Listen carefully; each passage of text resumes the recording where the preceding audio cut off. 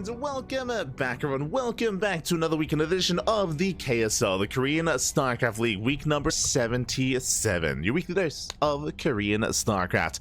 I'm of course your host, VIP, with whom I'm joined by these amazing players, by the people in chat, and by my plushies as well. Welcome, welcome, one and all. It has been far too long since our last KSL broadcast. I do apologize. So KSL was on a bit of a hiatus, especially due to GSL, due to DreamHack Dallas, EWC. There's just been so much, Home Story Cup as well. There's been so much StarCraft going on, so it's been a while since we've embraced KSL, and it was over the weekend.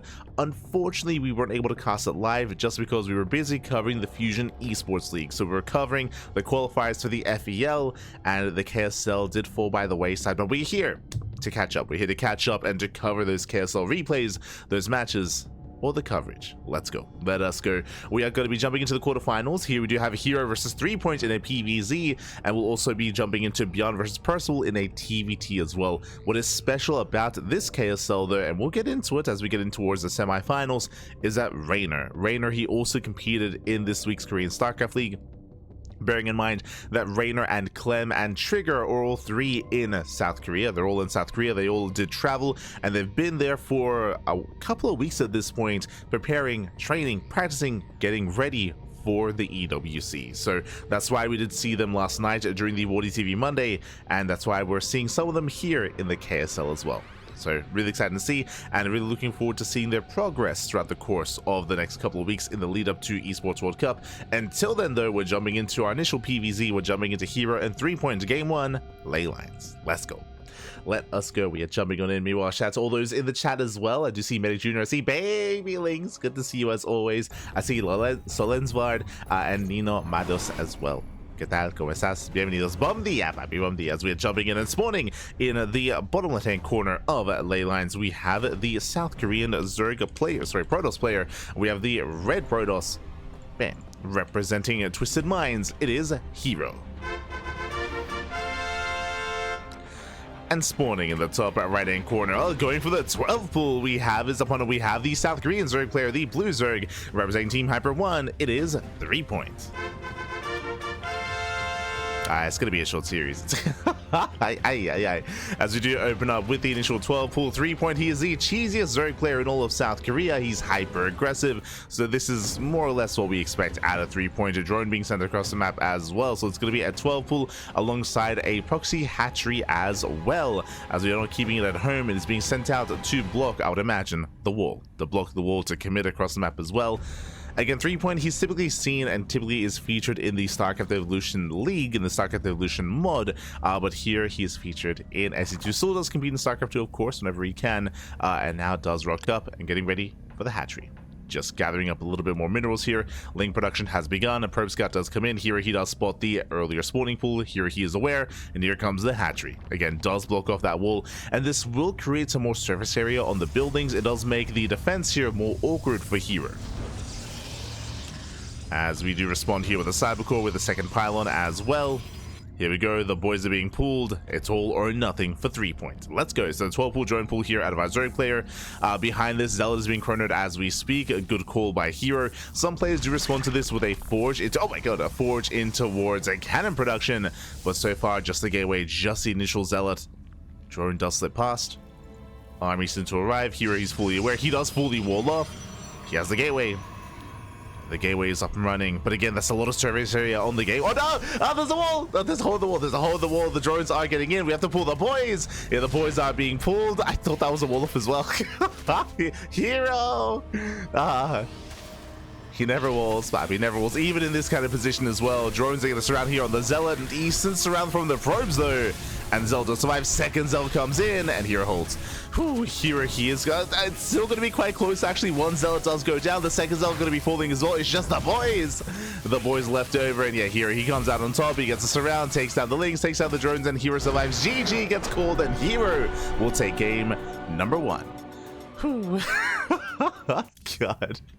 Again, I thought that was a full wall. herO thought that was a full wall. It was not a full wall. There was a hole right here in between, so he had to cancel. He had to scramble for a defense. Crazy setup there, but herO does survive. GG. GG, well played.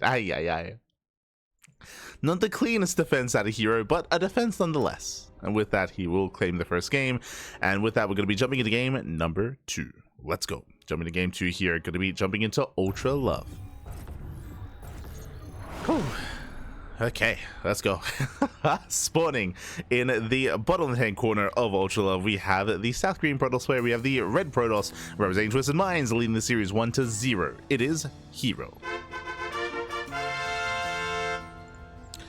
And spawning in the top right-hand corner, we have as opponent, we have the blue Zerg player. We have the South Korean Zerg representing Team Hyper 1. Down in the series, we'll see if he can bounce back, as this time he's not going for the 12 pool. It is a 3-point. Now, even though 3-point is not going for a 12 pool, I expect an all-in. I expect either a 1-base all-in, 2-base all-in. I expect hyper-aggression out of 3-point. No one expects 3-point to macro. It's not really his style. It's not really what he goes for. So we'll see what kind of build he does embrace this time. Meanwhile, herO, Gate Expand. Gate Expand into Cybercore. Standard setup here out of herO. Does move out across the map. And 3-point goes for the hatch first. Okay, let's go.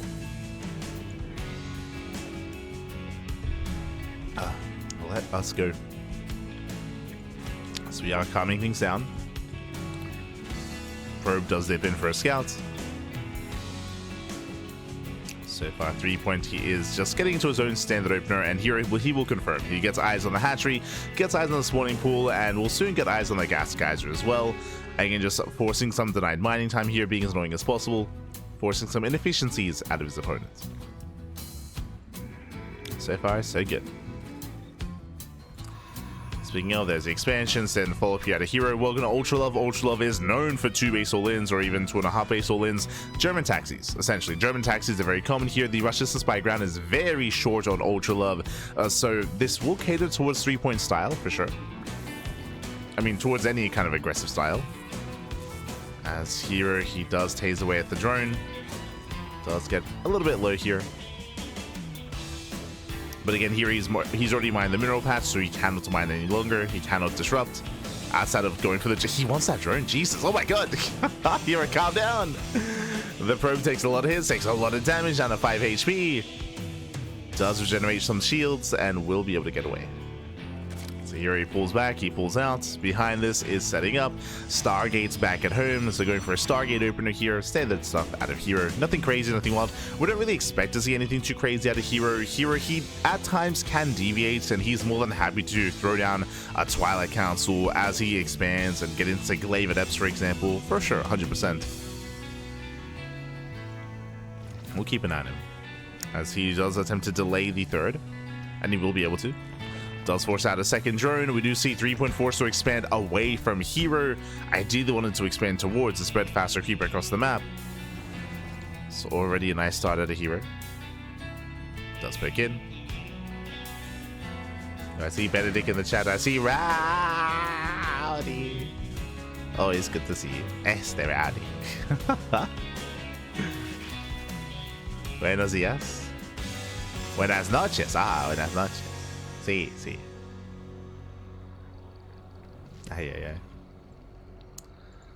So now we do have the initial Oracle in the way. Lings are amassing here for 3 points. A decent chunk of Lings. This is ideally designed to try to punish the third. Trying to punish the expand. herO does shade in. Does shade into the main.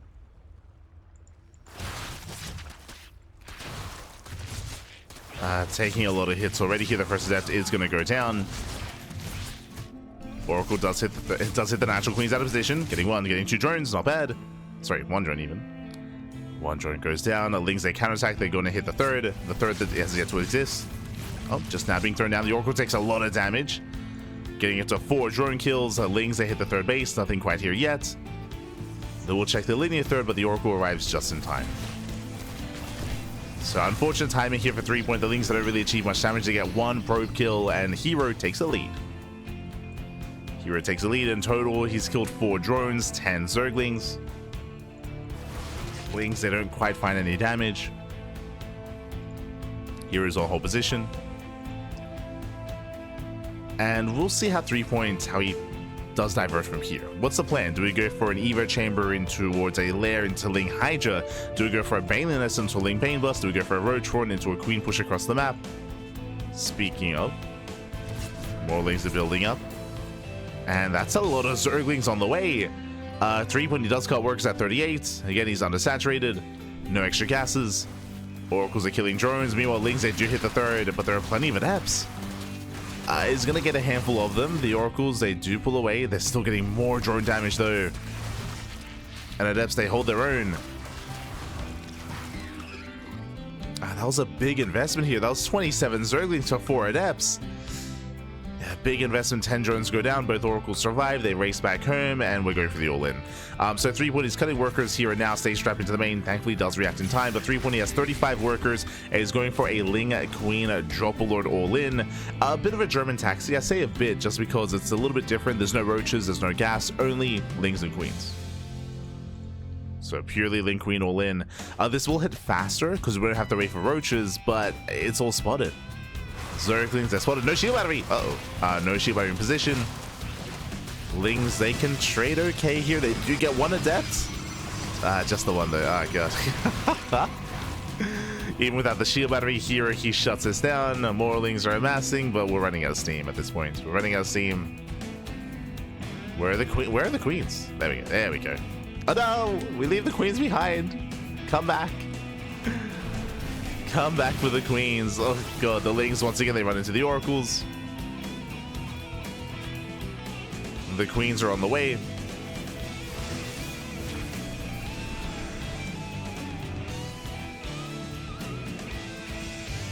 And 3-point trying to engage. 14 more Lings in production. Again, it's all or nothing for 3 points. Dropper-Lord is spotted. Here he's aware. Oh no, the Dropper-Lord!